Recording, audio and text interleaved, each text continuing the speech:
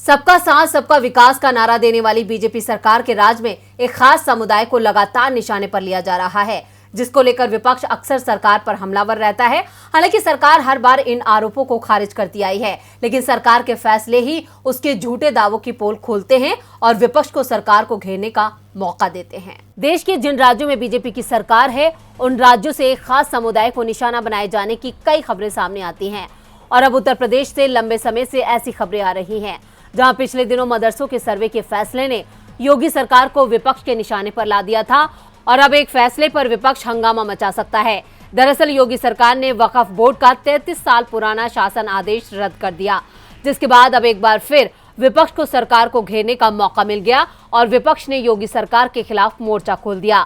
सपा मुखिया और नेता प्रतिपक्ष अखिलेश यादव ने कहा कि सरकार वक्फ की जांच करवाकर मुद्दा भटका रही है, सर्वे के खिलाफ है, सर्वे नहीं होना चाहिए।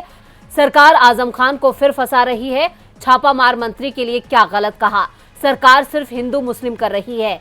सिर्फ समाजवादी पार्टी ही नहीं, ऑल इंडिया मजलिसे इत्तेहादुल मुस्लिमीन ने भी योगी सरकार के इस फैसले पर आपत्ति जताई है। AIMIM प्रवक्ता सैयद असीम वकार ने कहा, अभी तक जो कहा जा रहा था कि छोटी NRC करा रहे हैं, लेकिन अब कहा जा रहा है कि आप बड़ी NRC करा रहे हैं। सच्चाई यह है कि आप मुसलमानों को परेशान कर रहे हैं। ये एक तरफा कार्रवाई है। कई बड़े बड़े धर्मशाला हैं, मठ हैं, मंदिर है, उनके पास भी बहुत सी जमीन है। इनकी जांच कब होगी? इनके भी बड़े बड़े ट्रस्ट हैं। हमने तो इनमें कभी भी घोटालों की बात नहीं सुनी। वक्फ बोर्ड में घोटाले की जांच कीजिए, पर अपनी मंशा साफ कीजिए। अगर कहीं और भी घोटाले हो रहे हैं तो वहां भी जांच कराइए।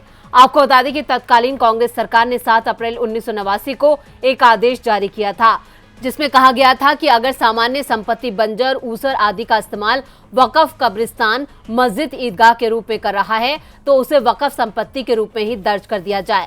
लेकिन अब योगी सरकार ने इस फैसले को रद्द कर दिया है और सामान्य संपत्ति को प्रक्रिया का पालन न करके राजस्व अभिलेखों में दर्ज कराई गई वक्फ संपत्तियों की जांच और सीमांकन कराने का फैसला लिया है।